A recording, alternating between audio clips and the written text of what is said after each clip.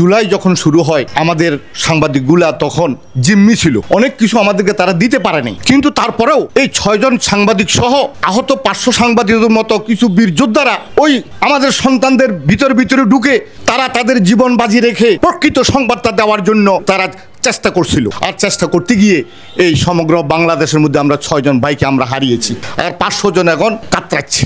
আমার 2টা দাবি, আগামী 6 মাস পরে যদি নির্বাচন হয়, নতুন সরকার আসবেন, বর্তমানে মানুষ কাউকে কেউ ঋণ দেয় না। কারণ কি, ওই ঋণ দিলে ওই ঋণ উসুল করার জন্য 2-3 জোড়া জুতা ক্ষয় করতে হয়, এই জন্য ঋণ এখন উঠে গেছে। আমরা যখন দায়বদ্ধ ছিলাম তখন না চাওয়ার পরেও আমাদের সন্তানরা এই জুলাইয়ে রক্ত ঝরাইয়ে তারা নিজের জীবন, এই 6 সাংবাদিক জীবন দিয়ে আমাদের কাছে তারা ঋণ দিয়ে গেছে, আমরা তাদের কাছে ঋণী হয়ে গেছি। তাদের ঋণ আমাদের পরিশোধ করতে হবে। সেই ঋণ পরিশোধ এই বর্তমান যে সরকার আছে সেই সরকার যদি তাদের দায়িত্বের মধ্যে যদি পরিশোধ করতে পারে আলহামদুলিল্লাহ, না হলে পরবর্তী সরকার যাদেরকে আল্লাহ ভাগ্যে রাখছে তারা যাতে আমরা সবাই মিলে তাদের ঋণ যাতে আমরা পরিশোধ করতে পারি। দ্বিতীয় কথা হলো, অপসংবাদিতা করে মুন্নি সাহারাম 100 কোটি টাকার তারা মালিক হয়ে গেছে।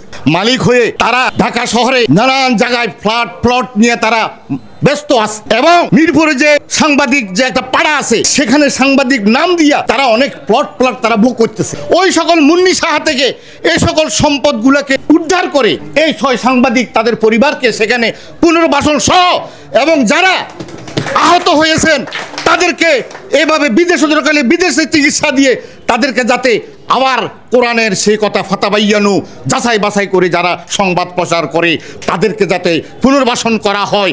মনে রাখবেন, কোরআনের ফাতাবাইয়ানু মানে এই সাংবাদিক যারা আসল সংবাদ প্রচার করে, তার দাম আলেম হইয়া যেমন সম্মানী সত্য নেয়, ওই সাংবাদিকও ঠিক এদের মতোই মর্যাদাবান আল্লাহর কাছে।